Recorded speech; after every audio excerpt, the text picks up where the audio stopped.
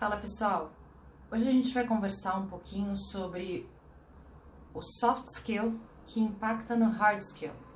Deixa eu primeiro fazer uma pequena diferenciação aqui. Acho que tem algumas formas de se explicar a diferença entre soft e hard skills. Geralmente as pessoas traduzem esses conceitos como hard skills sendo conhecimentos mais técnicos, são conhecimentos mais exatos, em que você consegue exercitar muito por meio da capacidade de análise, da aplicação prática daqueles conceitos técnicos que você aprende. Enquanto soft skills tem mais a ver com questões relacionais, com questões comportamentais.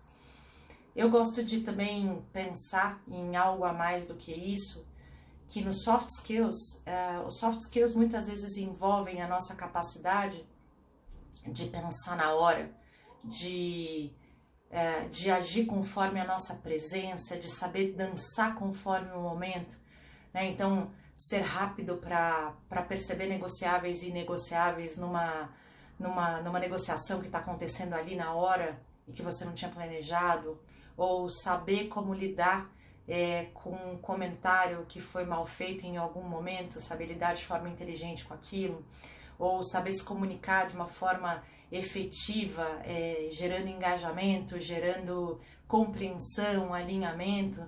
Quer dizer, tudo isso, apesar de muitas vezes poder ser planejado, o soft skill ele acaba envolvendo um pouco dessa capacidade de jogo de cintura também, né? Então, além de tudo isso que a gente já falou.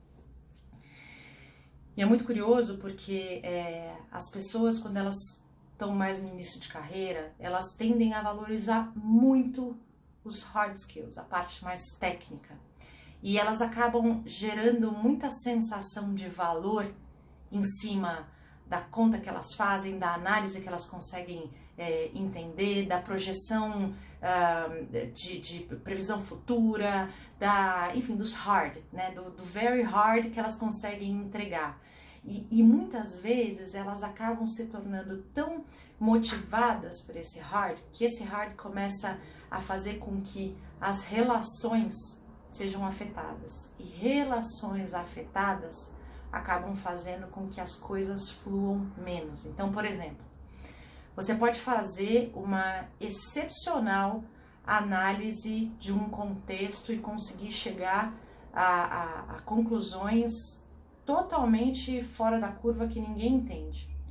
Se você não souber comunicar isso, ou se você não souber entender o teu interlocutor, entender como que ele está sendo afetado, como ele está sendo atingido naquilo, pode haver falha nessa comunicação, pode ser que esse interlocutor não te deixe tomar as decisões que você precisa, ou não te dê informações que você precisa, ou não responda às solicitações do jeito que você precisa.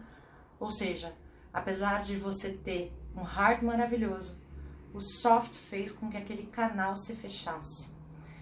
Por isso é muito importante a gente entender que, desde o início, mas principalmente à medida que a gente vai crescendo na carreira, a partir, né, líder de si mesmo, líder de projetos e sistemas, líder de pessoas, quanto mais alto nessa cadeia o líder vai se tornando, mais ele precisa usar o soft para chegar no hard.